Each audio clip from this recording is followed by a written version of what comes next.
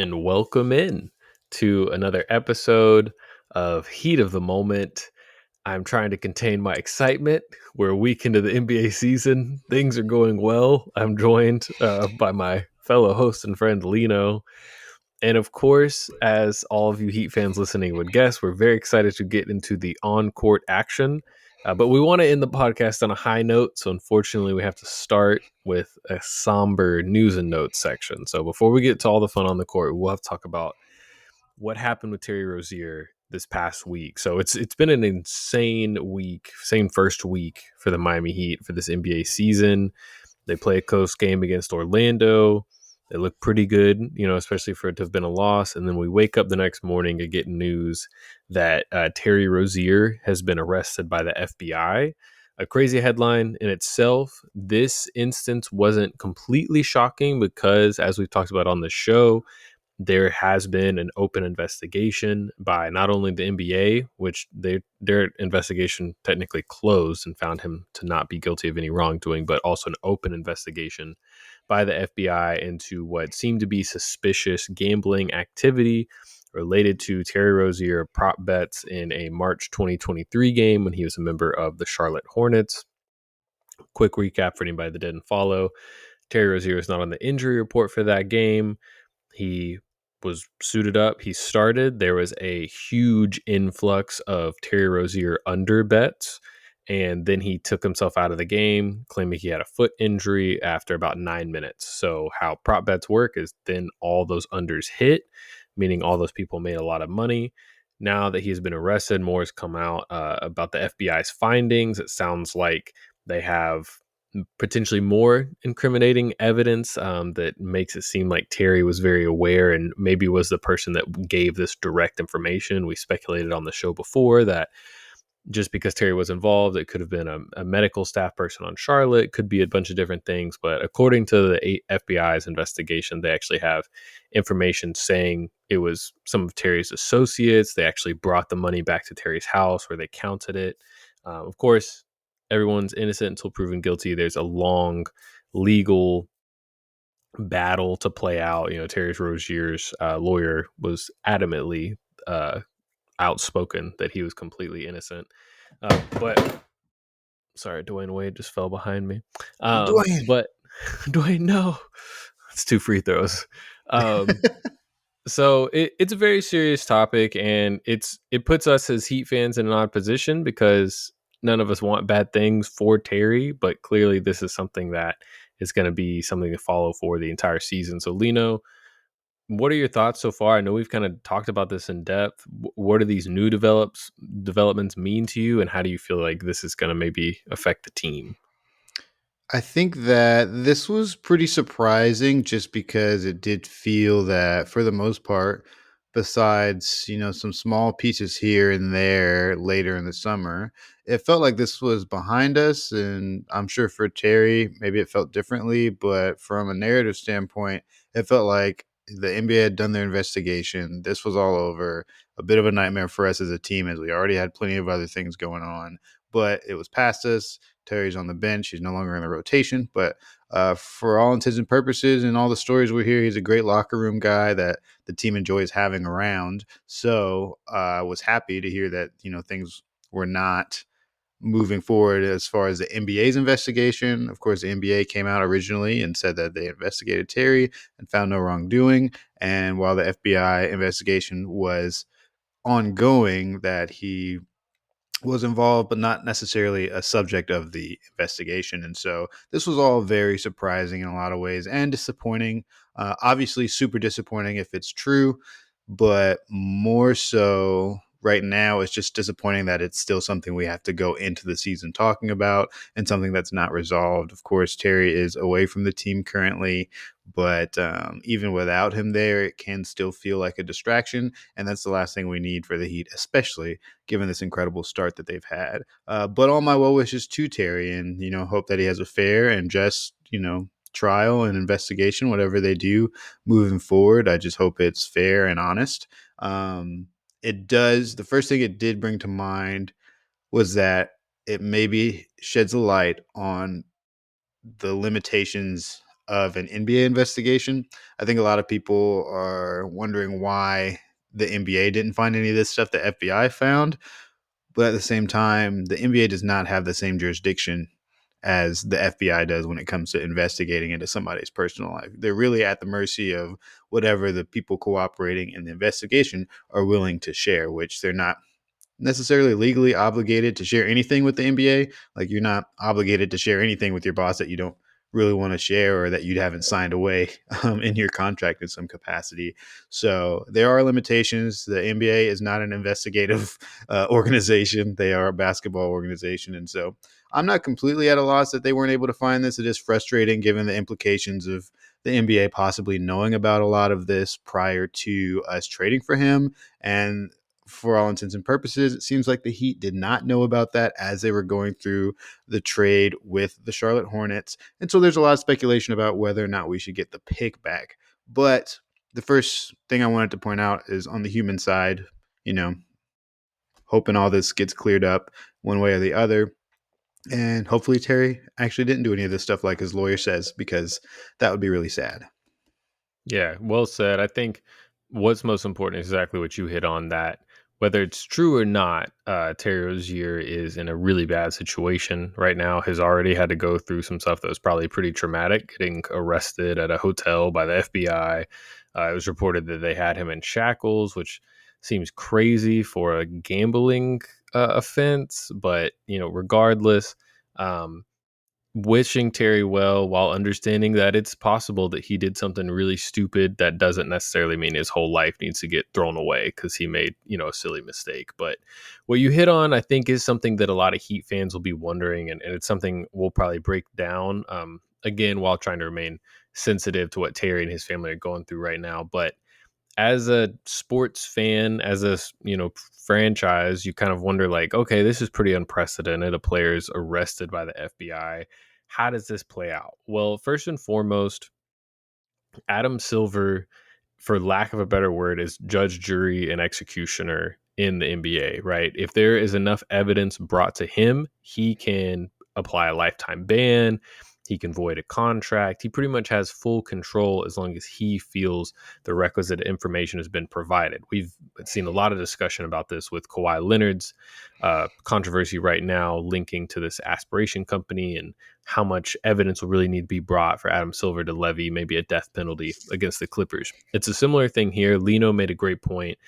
The NBA said that when this initially happened, so apparently there's a thing that's called like the Fair Gambling Committee or something, but basically FanDuel or DraftKings or whoever, if they see a weird influx of bets like we saw with the Jonte Porter situation last season, they alert that respective league. So in this situation, very strange amount of Terry Rozier underbets that coincided with them all hitting. They alert the NBA. That's in March of 2023. The NBA looks into it. It's reported that Terry was very cooperative, turned in his phone to the league, and then 10 months later, the Miami Heat traded Kyle Lowry and a first-round pick for Terry Rozier. So, of course, that trade has already been very difficult for Heat fans like Lino and myself because it has gone really poorly. There's no world in which another team would give up a first for Terry Rozier. Is partially his issues on the court related to having all this going on? It's very possible. But what Heat fans like Lino alluded to are starting to ask is if the NBA and the Charlotte Hornets were aware that there had at least been some kind of federal investigation launched into Terry Rozier and they did not make the Heat aware of that at the time of the trade, is it possible to either get their pick back or get some kind of compensatory pick, maybe like a 31st pick in the first round, essentially, of the draft where they gave that pick to Charlotte? I think that's something that the Heat front office is probably going to push for. This would be very unprecedented, but this is also an unprecedented situation. So we'll really just have to see how it plays out. I will note that this specific aspect of the story, I should say, is getting a lot of national attention. Bobby Marks of ESPN has talked about the Heat's perspective and all this regarding the trade and the pick. Brian Windhorst has also brought up how it could kind of incriminate the league for not letting everyone be aware. There's also been comparisons made to the Malik Beasley situation, to where right before free agency started this offseason, it was announced Malik Beasley was being investigated as a part of a federal investigation. And again, he has not been arrested in any way. He's just a part of this investigation, and he has remained unsigned. It was reported by Shams Charania that there was a large contract the Detroit Pistons were ready to give Malik Beasley. So again, it's not exactly apples to apples, but it does show if other teams are aware there's some kind of federal investigation, they'll stay away from that player until that is resolved. So I think it's fair for the Heat franchise, front office, and fans to think they could get some kind of compensation, because it does seem unfair they weren't made aware of this. And obviously the worst case scenario, it seems, has happened, that he's actually arrested and will be unable to, be a functioning member of the team. So, Lino, a lot of legal jargon there, but is this something that you really concern yourself with as a Heat fan? Is there a scenario you think is most likely? And, how are you in general just kind of like processing this unprecedented situation? Yeah, I think that the concerns are incredibly valid from the organization and the fan base. There's, genuine, at the very least, there may not be wrongdoing, but I think there's some negligence in process here in regards to, keeping all parties informed, in the same way that if the league knew about some kind of potential injury for Terry Rozier during a pending trade, they'd probably make sure that information was disclosed.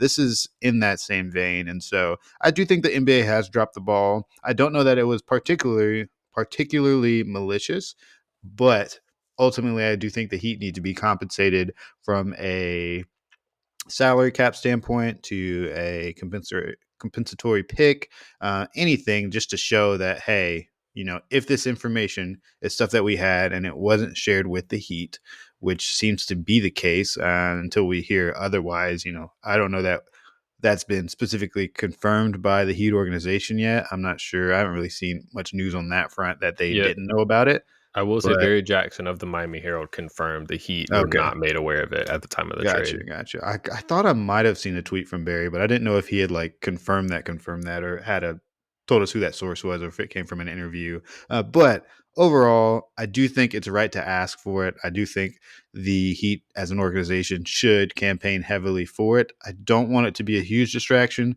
but that's the front office's job anyways, is to do stuff behind the scenes to help the team.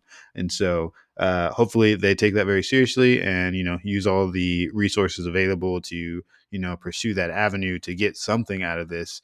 But overall, I would not be surprised if we didn't get anything, just because of how pending the situation is, how the original NBA investigation went, and the fact that any trial or arbitration that happens with Terry Rozier is probably going to take 6 months to a year before it is resolved one way or another in regards to whether or not they have findings in which they find him guilty or non-guilty. So yeah, it is a particular situation that my main concern is that the team as a unit is not too distracted, because it's something that really should have been handled already at this point. Yeah, no, that's a great point, and it'll be interesting to see how it unfolds. Just for a timeline, if people weren't following it as it was unfolding, the next game after the FBI arrest was the Memphis game, which we'll talk about later. But it was a great performance by the Heat, so that was really reassuring to me as a fan, because I was honestly starting to think back to I can't remember the exact date, but it was the Utah game. It was in Utah after Jimmy was suspended, maybe the second time. I lose track, but the Heat got blown out by a terrible Utah team, and I was like, man, this is clearly affecting the guys. So it was good to Mhm. see they were able to get on the court and still perform. And I will say, just as you were speaking, it did occur to me that so I was trying to play through scenarios, right? So like wanting this compensatory pick, obviously Heat fans really maybe want it a little extra because this trade has gone so poorly. Like they would just undo this trade if they could. But it also works in the other way, that if Terry was performing exceptionally well, this whole saga would be even more upsetting. Like, not, at the risk of It's sounding true. the risk of sounding a little cold, Terry was not in the rotation. So as far as an on-court product, it doesn't have that much of an impact that he's now on leave, as it's, you know, Yeah, could you imagine if related. he was like in our starting rotation and this was happening? Like, if He's Yeah, our starting point exactly. guard with Terry or like with Tyler out, which had this pick going the way we thought it was going, or this trade going the way we thought it would. That's kind of the natural inclination if you were to ask this team 3 years ago where they thought Terry Rozier would be right now and probably be in the Yes. starting lineup, if not the sixth man. And so that's a really good point. Doing what Norm is doing. Like if this Yeah. was all happening to Norman Powell right now, I would definitely want to pick or something from I Utah would or want the him out of Clippers. jail. I would be advocating for him, saying that he didn't do it and burying Yes. evidence. I would incriminate myself to make sure Yeah, Norman take me could instead. get on the court. So yeah, this will be crazy to follow. We're trying our best to navigate through all this legal jargon. I'm trying to read smart people that know more about federal investigations. So it's probably the first FBI press conference I've ever watched in my life. Was not super impressed, I'll say that. But we'll see how it unfolds. There is the possibility that the contract will get void for Heat fans, just so you know, if that were to somehow take place before the upcoming trade deadline, that would give the Heat a roster spot and it would not allow them to get under the salary cap, but it would give them the ability to use a about $17 million trade exception from the Jimmy Butler trade, funny enough. So it is something to where they could have a lot more options at the trade deadline if the contract was void, and of course if they were awarded some kind of compensatory pick. But all that is far down the road. Terry did have his day in court to get, I guess, officially indicted, and now it sounds like the actual trial will be taking place in mid to late November. So this will take a long time to play out, and we'll see. Like Lino said, it's probably going to be 6 to 12 months before everything's fully resolved. And Terry is an expiring contract, if anyone was unaware of that. So, in all likelihood, the contract will expire before any of this can even get resolved. But what is odd, and I just want to hit on this quickly because this is like gaining traction and like weird clickbait kind of circles of the internet. But Terry Rozier is going to be paid while he's on this leave. He gets like Mhm. about, I think it's 1.1 million every 2 weeks or something. That's how the world works. He's put on paid leave because he has not been found guilty of any crime yet. So that's just how things go. Some people are reporting he'll get paid all of his $26 million contract. That's not necessarily true. Obviously, the contract could get voided before then, and then he wouldn't receive any more payments. But yes, as now, he'll be getting paid $1 million every 2 weeks to be away from the team, and that also is something that might incentivize the Heat to push the league to expedite this process because obviously those are assets that could be going into something that will result in nothing if Terry is found to be guilty of these things. So a lot of information there. To close, wishing Terry and his family the best. This is a very serious situation. We're not even going to get into the Chauncey Billups and all the other parts of this because it's just honestly not super Heat related, but it's a crazy time in the NBA and in sports right now, and their relationship to gambling seems to grow more problematic by the day. So we'll see how that unfolds going forward. But we will now put aside the somber part of the show, kept it under 20 minutes. It's time to talk about some on court, regular season, real NBA basketball. And ladies and gentlemen, it has looked good. Lino, the Heat are 2-1. They have victories over Memphis, in Memphis, and against the Knicks. They had a very close loss to Orlando that I still felt was pretty encouraging. The offense looks great. The defense has Amazing. still looked good. There are still some clutch things that scare me, but overall, it's hard not to be very excited about how this team has looked. I think first and foremost, we have to start with the pace and the offense specifically. I want you to open up with this. What do you think is making this offense work so well? What have been aspects of this offense you've enjoyed, whether it's style of play or from specific players? Yeah, I think one aspect that, and we're going to get into all of it, but the first aspect I want to call out as to why this offense is working so well, that aspect's name is Norm Powell. He has been incredible. He is so freaking good. He's better than I thought, and I was very excited about that trade. It's early. There's literally been 3 games. Who knows? He could turn into a pumpkin any day now. I don't think he will. And if he doesn't, people owe Pat Riley a loud apology because if this guy is this good for a sustainable season, that changes so much for us as an organization. And he's definitely going to get paid. But right now, it's just super exciting. Obviously, from a team standpoint, the pace is the number one thing. This is a completely reborn offense. We look entirely different than we've ever looked before as an offense. And that is so impressive because it's not exactly a ton of new pieces. Obviously, we have Norm Powell in there. We've got Simone Fontecchio playing minutes as well. Jovic is actually healthy to start the season. So we're seeing these guys, and we don't have Tyler. So things do look a little bit different, but not as different as you would expect for this offense to be. And it's working super well for us. We get out on makes, on misses. We're out, we're running, we're getting into our actions very, very early in the shot clock, and we're being very confident with our decision making from a passing standpoint to a shooting standpoint. And we're really just out hustling people in that regard, too. Like, we're just working super hard and we're crashing the boards and we're making things happen on the floor. We're diving for basketballs. We're winning 50-50 opportunities, and it shows. And my only hope is that we can keep it up. But what are you seeing out there? What do you think about this brand new offense? And what are you most excited about?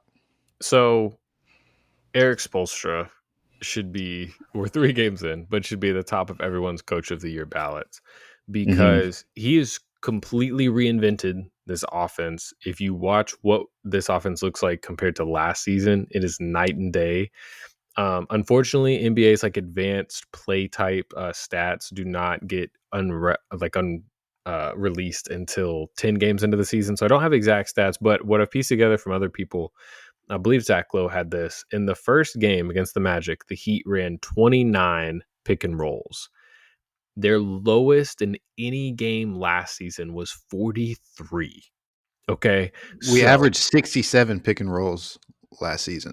right. So what's happening? And I'll tell you, I'm going to take you on a little story because, as anyone would guess, I have completely fallen basketball nerd in heaven love with what's happening on this court. So I had to find the roots. I had to find where did this all start? And it turns out it started in a small Division III college called St. Joseph's of Maine. Their mascot is the Monks, and they had a guy played there named Noah LaRoche, and he had a semi-successful career, and he graduates, he goes on to do other things. Well, a couple years go by and his old head coach reaches out to him and is like, hey man, we have to fix our offense. Like, it's average. We need to figure out a way to compete. And I don't even want to pretend to know what their D3 conference is called, but they wanted to shake things up. And Noah LaRoche, who went on to be a very successful like individual kind of skills trainer for NBA players, and his former head coach came up with a system that is very, very isocentric. It's very drive heavy. It's very transition heavy. And it completely takes away pick and rolls from the offense. So, if any of this sounds familiar, Noah LaRoche was a Memphis Grizzlies assistant last year. And Memphis, if anyone was paying attention, went from last in offense, now, albeit they were injured, to sixth in offense. They were number one in pace, and until things blew up at the very end of the year and they fired Taylor Jenkins, we're having a ton of offensive success. And we'll get to why that happened later. But a lot of that was because Taylor Jenkins allowed Noah LaRoche to completely revamp the offense. And apparently, Eric Spoelstra was a big fan of that and sought out Noah LaRoche and other people related to that Memphis staff this offseason, took keys from what they did in Memphis and has clearly transplanted a lot of those principles to this Heat offense. We're seeing the fastest, most up-tempo Heat team I can ever remember. There's almost no pick and rolls. They're driving, they're attacking, and it's a lot of fun to be had. So I'm rambling, but there's so much more to get into. But Lino, just on the surface, when you hear a Heat team is going away from pick and rolls and is focusing more on driving and attacking, especially in transition, what excites you about that? What are your concerns about that? What do you think about this kind of new style offense? Well, the first thing that comes to mind and the feeling that I had while I was watching it happen is it's just such a easier version of basketball to watch. Like, watching guys put the ball on the floor, get 2 feet in the paint, and make a decision is just way better than the offense in which, we would generate a decent amount of points from, but it required a lot of waffling around the three, a lot of kind of just moving the ball around, waiting for someone to make something happen or for some, weak side action to take place off the ball. This is so electric and kinetic, and the ball moves with aggression, and it really highlights the talent of our players. You would think that half of these players could not do this kind of stuff. This is not the things that I would expect Miami Heat players to be able to do, as far as confidently get into the paint with both feet without a pick and roll. If you were to tell me that was something that we could do 2 years ago, I would laugh in your face. But it's real, and it makes me so excited about watching this team win or lose. Like, this is the type of offense where, if these shots aren't falling and things go sideways, this is at least an entertaining version of basketball to watch, where our guys are really attacking people and, learning that skill and getting reps at finishing at the rim and, forcing contact and moving the ball around. It is just such an exciting version of basketball compared to what we've had to watch for the past 4 years. And to our credit, that style of offense worked when we had a half court genius in Jimmy Butler on our roster, but we don't have that guy anymore. And so we need to stop, all this complex actions and just get that ball to the hoop somehow. And we have verticality, we have speed, and we've got some smart basketball players on our team who know what they're doing, and it shows. So Yeah. it's really been awesome. Yeah, it's something that I feel like really emphasizes the youth and athleticism on this team and really allows them to play free and comfortably and really be the best versions of themselves.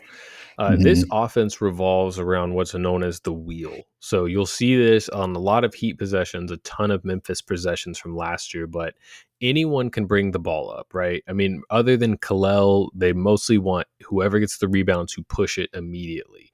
And so that's why we're Hmm. getting so many transition opportunities. Well, what happens? That offense gets set, and it's normally 5-out offense. For anyone that doesn't know, that means every player is spaced beyond the 3-point line. Sometimes it'll be 4 out and 1 in the dunker spot. Usually that's Kalel Ware or Bam Adebayo. Very And effective. then, yes. And so what happens is whoever has the ball usually just attacks. And it doesn't necessarily have to be to get a layup or to get fouled. It's to start the wheel. And it's very fun to track once you kind of notice what's happening. But if someone drives right, all four other players on the court shift to the right in kind of a wheel motion. Same thing. If they drive to the left, it shifts to the left. And so you're watching this Heat team and you might not be following it off ball the whole time, but all of a sudden somebody cuts for a layup or somebody springs free for a three that wasn't like 6D like pin downs and DHOs like you'd see for Duncan. It was just somebody moved slightly into where space was created, and usually that was from that initial drive. And that's what you're seeing with Hmm. this wheel concept that Noah LaRoche popularized. Is somebody gets downhill, and Miami's been doing that super effectively. Norm is great at that. Davion's great at that. And Jaime, when we get into individual players that we want to give shout outs, has been exceptional at getting downhill. And it might not be the first drive that beats you, but what this quick paced offense allows you to do is to have multiple drives, hard, like 2 feet in the paint drives in one possession. So that's why, like, I'm very Hmm. excited all year to chart how many drives per game the Heat are averaging. How many they'll probably be tracked as isolations because it's not a pick and roll, it's not a handoff. They're just attacking one on one, Yeah. but you can see it's really creating a ton of great looks for this offense. So we've said a Yeah. lot of positives. What are the negatives of this kind of offense, right? To me, and we'll watch this as it plays out throughout the year, but to me, the two concerns I have are turnovers and clutch play.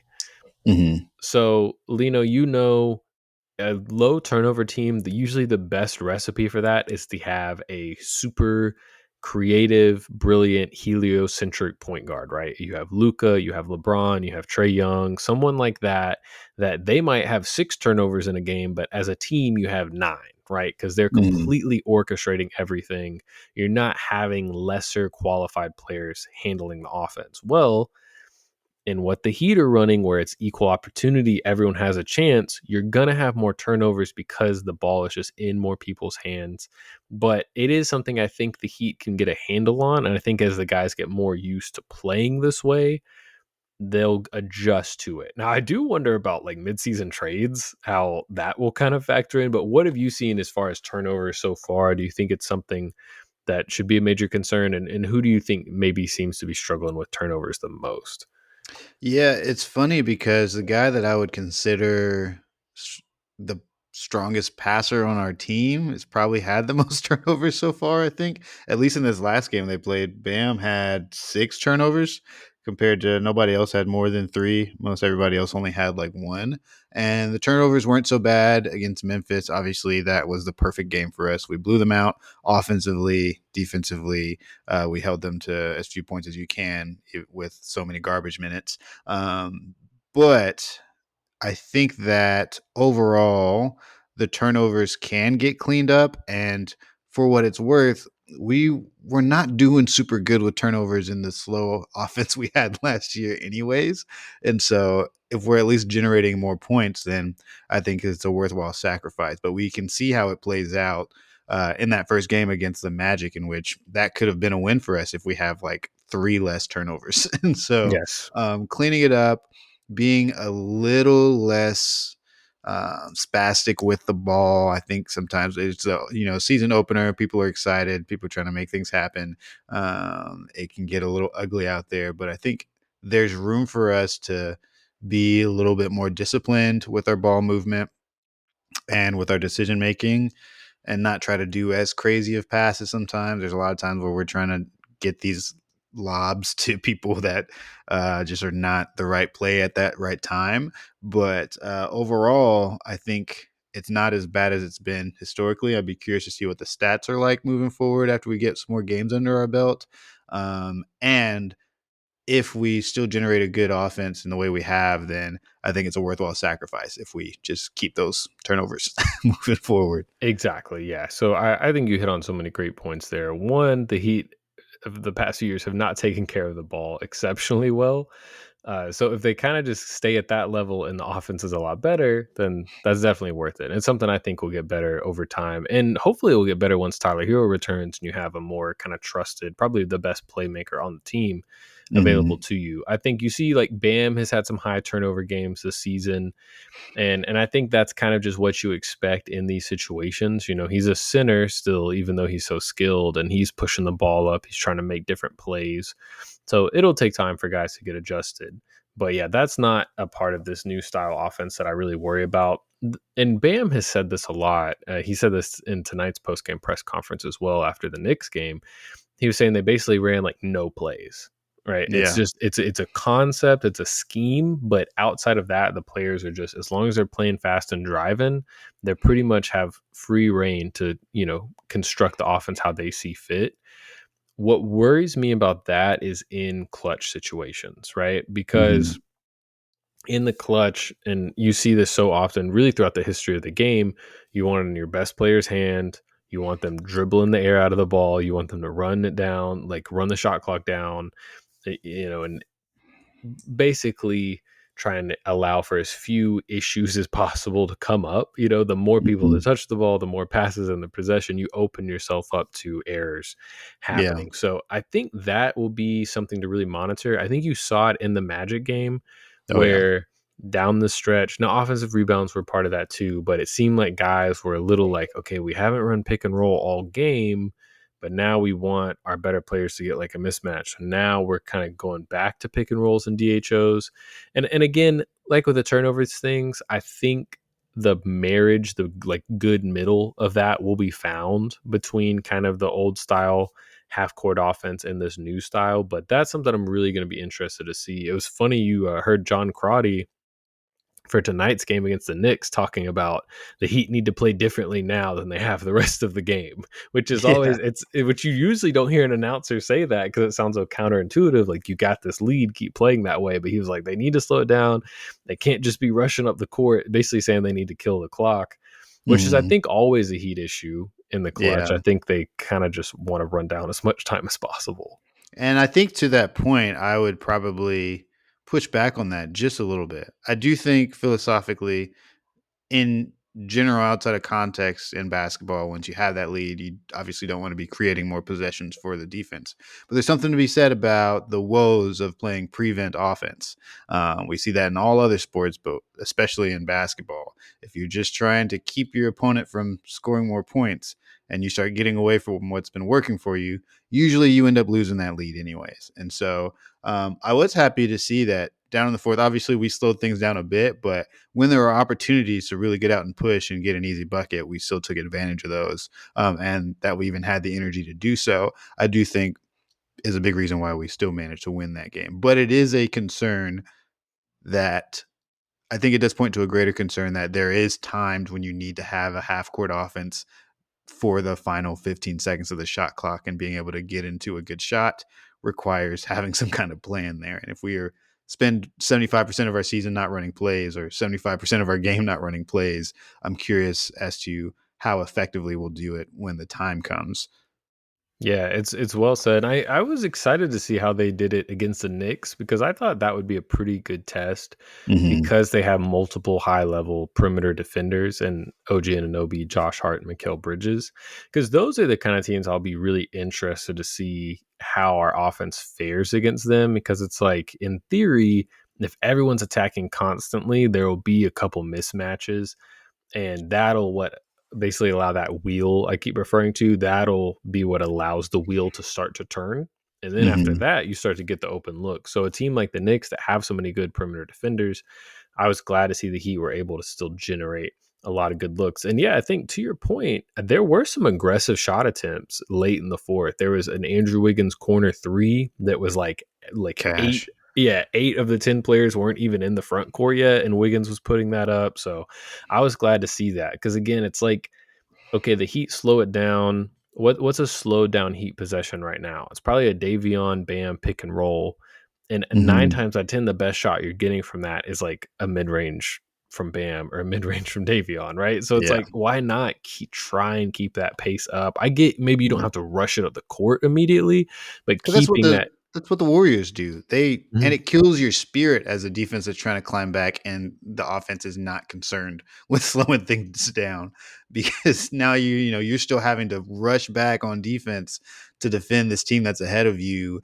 and they're firing threes and making them, and they're pushing and creating contact and getting fouls. Like, that is demoralizing stuff. That's why you see some of the best teams in other sports really want to, kill their opponents in the fourth quarter, even if they have a lead, because you don't want them to find a fighting spirit in there. And the only way to do that is to put more points on the board. So, yeah, I would be hesitant for the team to lean too much into slowing things down, but I do think there's probably a middle ground. And if there was a place to put concerns, it would be in our half court offense, which I think is solved by bringing Tyler Hero back. Of course, I think he does a lot in the half court that's really effective, but I'm very curious as to how Tyler Hero fits into this system, and was wondering if you had any thoughts there. I'm super curious. I think anytime something goes this well, you're afraid to tweak it in any way. Yeah. But in theory, I think Tyler could kill in this. Cause I mean, you Mhm. see like what it's doing for Norm Powell, what it's doing for all these different guys.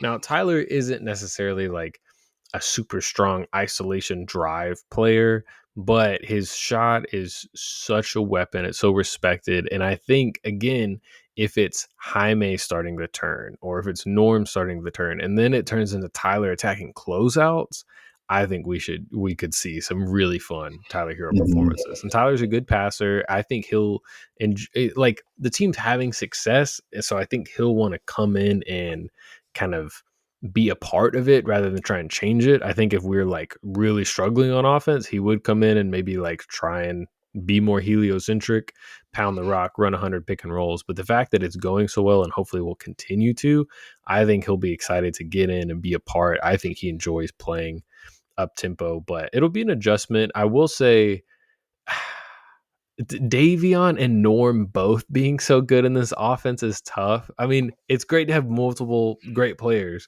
but it does make me think like, man, when we're closing against teams you probably wouldn't play Davion, Norm, and Tyler together because of defense. Mhm. So Spo's gonna have some tough decisions to Yeah. sort out there.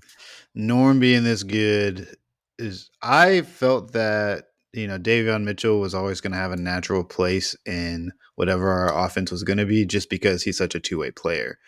But Norm being this good makes it very challenging to because the thing is like how much better is the offense going to get Hmm. with Tyler being in there, given that we're averaging like 120 points right now. Um, but how much worse is the defense going to get? With having him in there. And that's where it gets into places that I don't even really want to think about right now. I just want to be happy with how things are going. And, Tyler did learn the system. I think he didn't look as bad defensively last year. Like I think him and Norm are probably much more equitable players than I first imagined. And Tyler's obviously, I think, maybe edges him out a little bit. But it'll be very curious to see what the guard rotation looks like moving forward. And we haven't even brought in our rookie player. Yeah, There's yeah. so Well, many question marks about this roster still. yeah, and the other exciting part too is so far through 3 games, the bench has been the strongest part of this team, and so in Hmm. theory, adding whoever Tyler replaces, whether it's Davion or Norm, to that bench group is going to be very exciting. So yeah, there's a lot to look forward to. I think Tyler will be additive. Of course, there will be adjustments that need to be made, and we'll have a larger sample size of what's really working closer to that time. But yeah, it is one of the early narratives, one of the early storylines in the Yeah. season is man, things are going so well. How will Tyler Hero be added back into this Yeah. situation? Yeah, I cannot wait to find out, but I do think it's going to be good. My inclination is that it's going to be good. My worst case scenarios is like it's bad. But I mean, Memphis even goes through this stuff when Ja misses a ton of games and they're actually better without him, or they feel like they're better without him, and then he comes back and it's like, oh no, this guy is still really really good for us in a lot of ways. And so, yeah, excited to have Tyler back because he's obviously. An offensive weapon upon himself. Did you want to get into any particular shout outs with guys? Yeah, I think the place I'd like to start the most is Jaime Jaquez Hmm. because Jaime's resurgence has been just beautiful to see. Honestly, like this is a guy that had a really tough sophomore year, as we talked about on this podcast, and as every Heat fan knows. And you could argue this offense might be tailored to him more than anyone else Yeah. because he catches the ball once the wheel starts, right? You catch the ball and you have the option to pass, shoot, or drive, but you always have that option to drive. And I feel like Jaime last year kind of felt stuck, like he had to be the spot up three guy for a lot of these Hmm. different units. And he's just playing with so much freedom and confidence right now. Like there was a shot in the Knicks game. I believe it was on maybe Hart or Mikal Bridges where he drove, he pivoted. He's like 16 feet from the basket. I'm like, nothing's going on here. I guess he'll pass out. And he just turned around and hit a fadeaway. And I was like, that's a Jaime version of a heat check. Like he's Yeah. really feeling confident, and that's such a big part of his game. So what have you seen from Jaime? What's been your favorite part of his success? The first note I have in my phone while I was watching games is Jaquez turning the clock back, which is hilarious for a player who's in his third season. But overall, I am just really impressed with the way he's been able to turn things around. I agree with you. You had many really good points in regards to the confidence he's showing, this role being a much better fit for him. But even in the elements where he has to take shots from deep, like he looks really confident in his shot. I think it's something he worked on in the summertime, and I think all that hard work really paid off. He looks like a much more effective offensive player out there. And he's leaned into the skills he came into the league with, as far as being a guard player with some kind of post game and a guy who can be really effective in the paint. So that's been really fun to watch. He's been coming in kind of as our sixth man so far this season and just absolutely obliterating teams, especially against Memphis, but even against the Knicks here. Like, very positive player on the floor and does well with the bench unit. In that first game against Orlando, I was very concerned about what our bench looked like. Particularly because I feel like Jaquez hadn't really gotten going yet. But in those next two games, it's clear that there's a reason Spo wanted Jaquez as a potential person running this backup unit as while Tyler's out because he's just really good at what he does. Yeah, the passing to me has taken a leap as well. Mhm. His playmaking, I feel like, has looked very good in this kind of drive and kick centric offense. I don't watch any UCLA or college basketball for that matter, but it does make me curious if this is more similar to how they played, more up tempo, because he just looks very comfortable kind of probing the offense, figuring out where he wants to go, and then spraying out to shooters or making interior passes. Right now, he's averaging like 16, 7, and 4, I think, so Mhm. far. It's So like, crazy. do we have a six man of the Off year the bench, by candidate? the way. Yeah, Yeah, it's so like, crazy. so I Jaime's been exceptional, and I mean, again, like you were saying, the three ball isn't falling. It's not like I feel like we kind of were like, okay, if Jaime puts everything together this year, it'll be because he gets that 3-point shot figured out. And it's like, no, I don't. Yeah, I just checked. He has not made a three this season. They look Zero good, though. percent from three. When he shoots them, I'm like, "Wow, his Yeah, he's form only is." taken open ones, like, he's being smart about it, but I think that's the most important part is he's figured out how to be extremely effective without needing to be a marksman from outside. Mhm. Absolutely. Yeah, so shout out to him, and I think defensively in his rookie season, that was kind of one of the things that were a concern is like you could tell he was trying really hard on defense, but he didn't really have like the measurables to be effective on defense. But right now, I mean, he looks really strong out there. I think he's doing a good job on defense, and it's all just translating into a guy that I think we're going to be able to lean on moving forward, which that was kind of a big concern leaving last season is what we had with Triple J here. Did you wanna go to Norm next, or you feel like we gave Norm enough love? Norm, dude, you're really good at basketball, and Man, it's gonna be tough paying you all the money that we're gonna pay you, but you deserve it right we now. have officially crossed into "I'm worried about the extension" territory with Norm. I'm like Pat Riley's like, "Oh, this is just like Dion Waiters, but better." Way better, I have to say. He's like Way, way better. He's like, "It was so much fun to give Dion Waiters a huge contract. I can't wait to give Norman He Powell a says, "I huge still got one contract." more in me."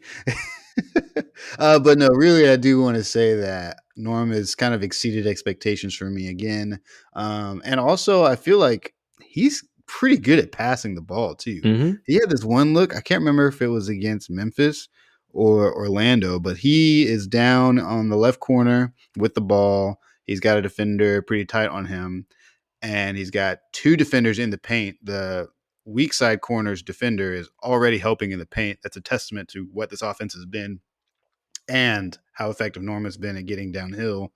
But he slings it. He skips all the way to the other corner almost perfectly to Drew Smith, who drains a three, a wide open three. And I was like, I did not know you had that in your bag. Like you can I had really swing that rock. I had the same reaction. Yeah, Norm's passing has been a very pleasant surprise. We talked about it when we went back and watched film of him on the Clippers.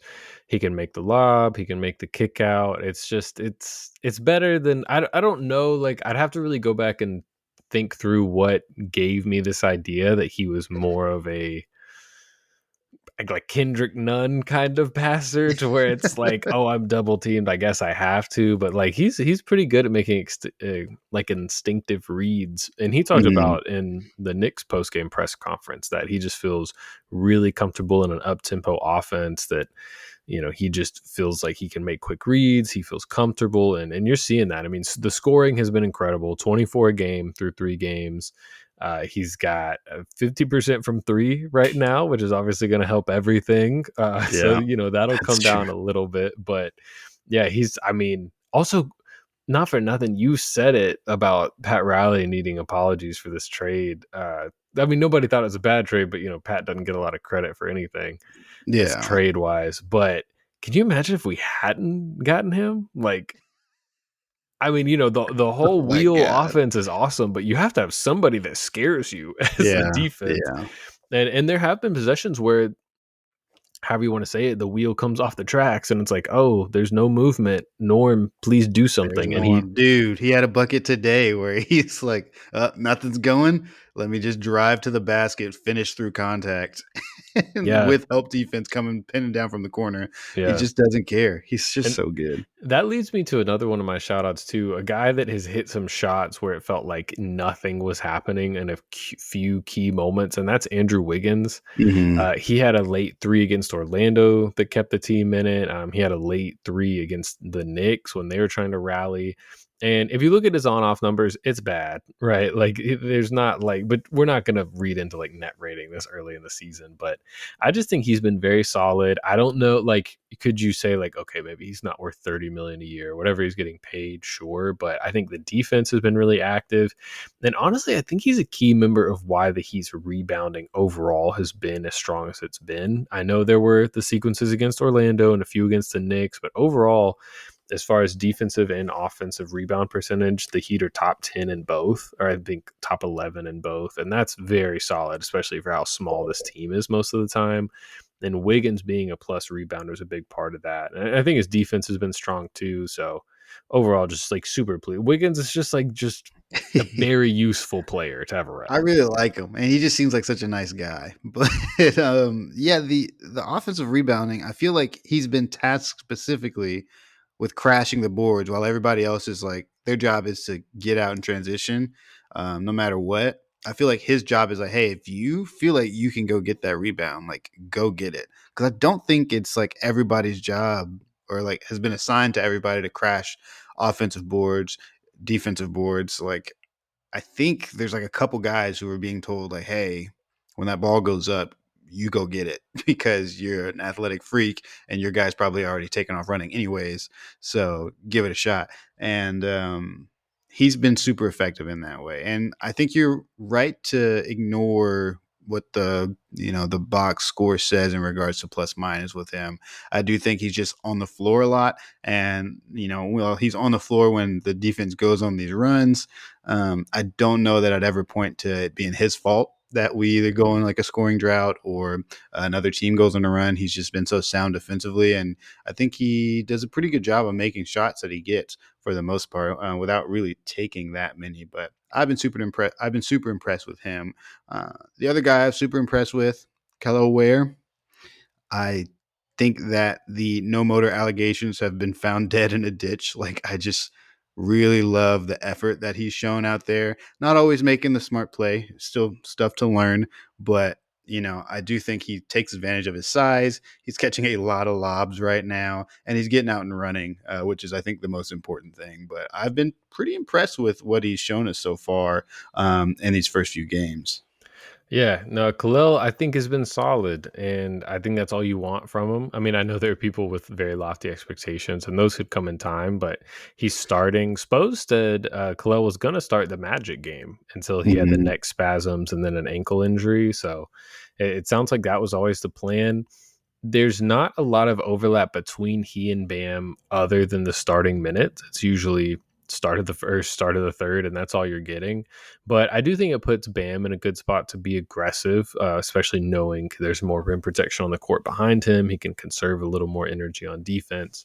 So I think that's helped Bam get off to some better starts. And I think Khalil's just doing his job. I don't think he's trying to do too much. The three has looked pretty good. I'm very excited about how his long range shooting has looked.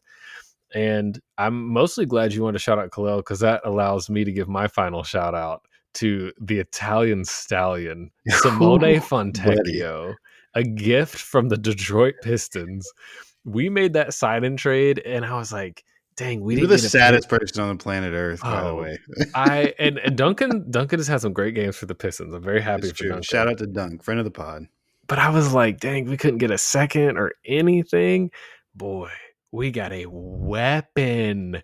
Oh my God. Simone Fontecchio. We won't talk about the defense, but offensively, dude, this guy's legit, right? Like the Yeah. shooting is great. He's a perfect fit for this offense. Like he wants to run and gun, and that is so Mhm. important. You're seeing that with Norm too. Like the other cool part of the wheel is a guy lifts to space. You don't have to drive again. If you have half a step, you can just launch it. And Simone is getting like a quarter of a step and just letting it fly.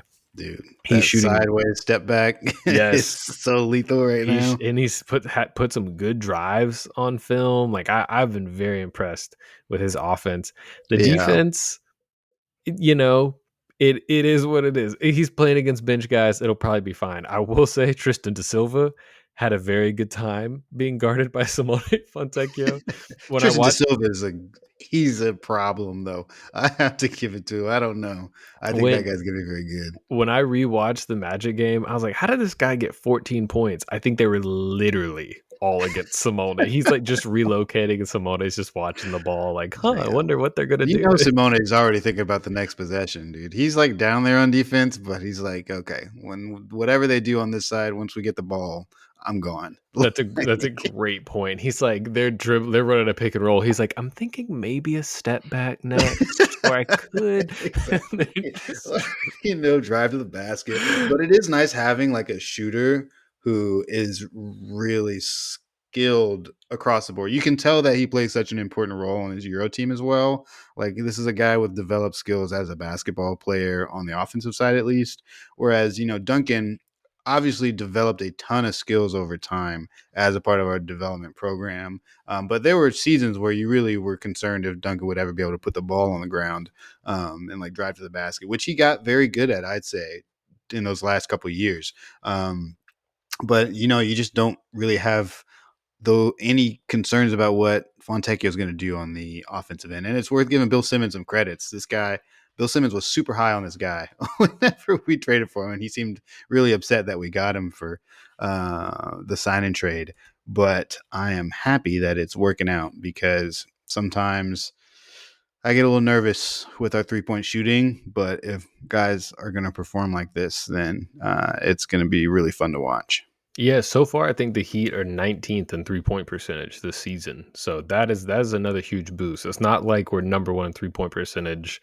That'll come down. The offense will even out. There's some good signs that a lot of this could be something that could be here to stay. So that's super exciting.